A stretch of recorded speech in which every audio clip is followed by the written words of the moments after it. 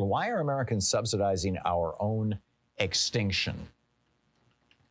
Every American, every man, woman, and child in America, and I realize children don't write checks and don't have much financial wherewithal, but the equivalent of this, every single, so, you know, if you've got one kid and you're a regular nuclear couple, then you and your wife probably paid $3,000 each, you know, on behalf, the $2,000 on behalf of your kids. Every American, man, woman, and child paid around $2,000 last year to subsidize the fossil fuel industry. And this isn't coming from me. This is coming from the International Monetary Fund. Worldwide, it's a $5.9 trillion, actually, technically, subsidy to the fossil fuel industry, which is part of the reason why they're showing these multi-billion-dollar profits right now. BP, Shell, ExxonMobil, all huge profits in the first quarter of this year. America's $600 billion a year gift to the energy barons pours cash into this industry at the rate of $1 million a minute. You and I, through our tax dollars, are giving $1 million a minute to the fossil fuel industry. And in that, we're funding our own suicide. The world's biggest fossil fuel companies are sitting right now on claims to oil, gas, and coal that they fully intend to exploit. They're putting millions of dollars a day into these projects.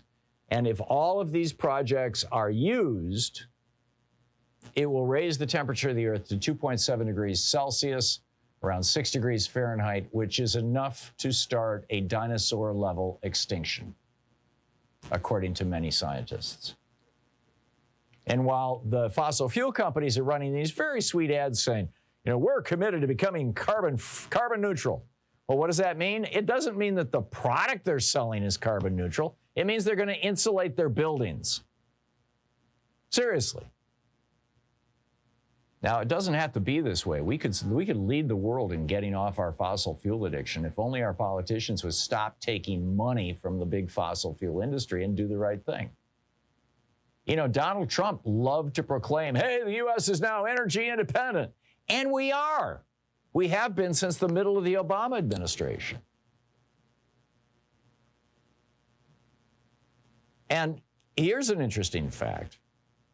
It costs about $23 a barrel to produce oil in the United States. This is an average. Some wells are more and some are less expensive. But it costs on average from an already producing well $23 a barrel to produce oil in the United States.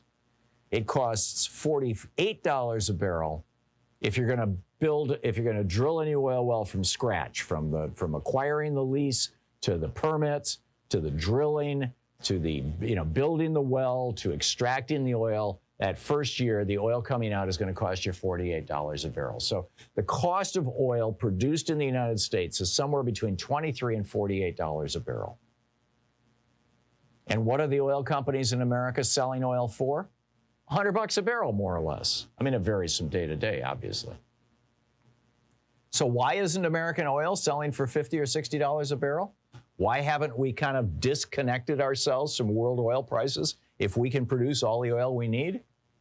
Well, that all goes back to 2015, when a massive and expensive lobbying effort by Big Oil was launched to reverse President Jerry Ford's 1975 ban on American oil companies exporting oil.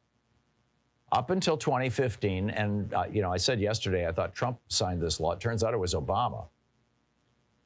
It was every Republican in the House and Senate and a handful of Democrats. Heidi Heitkamp, for example, she's no longer the North Dakota Democratic senator, but she was at the time, and she was a big champion for this. She said, the facts are clear. Lifting the ban is good for consumers, our economy, national security, and energy security. No, it's not. It's not good for any of those things.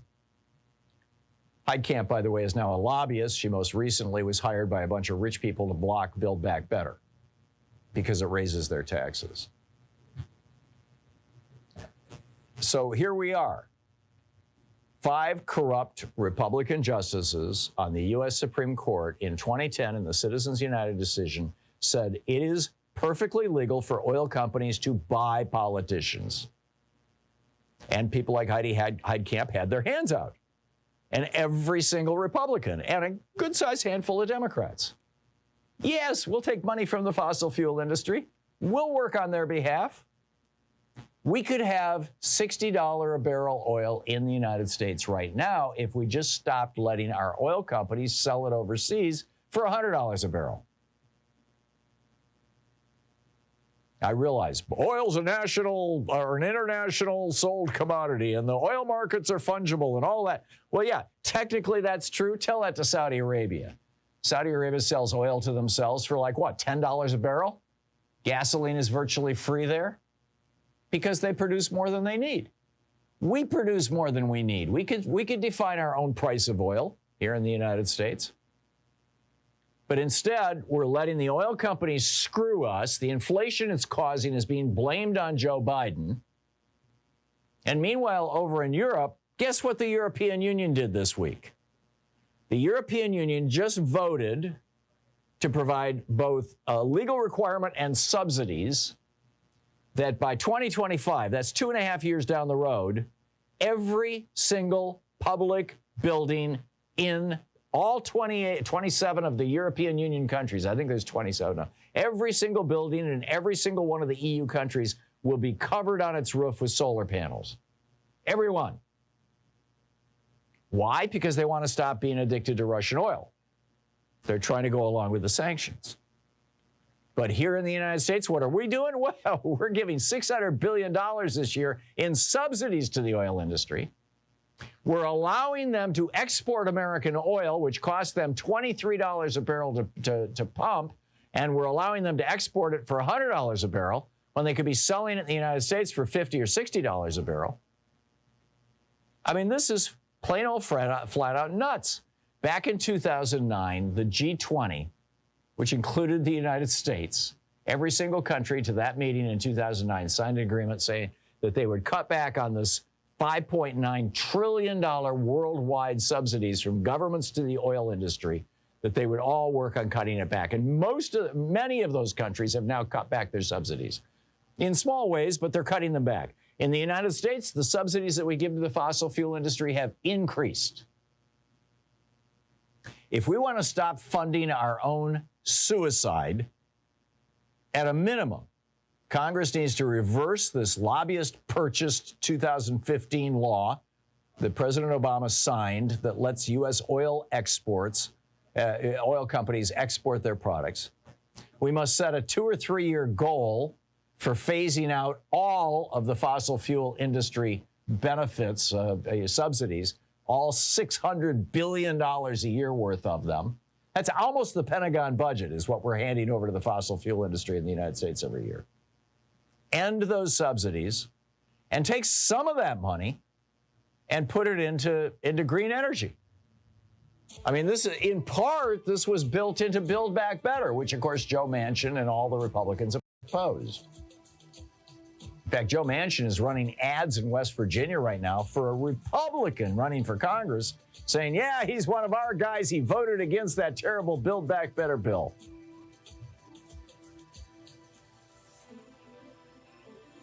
I'm speechless.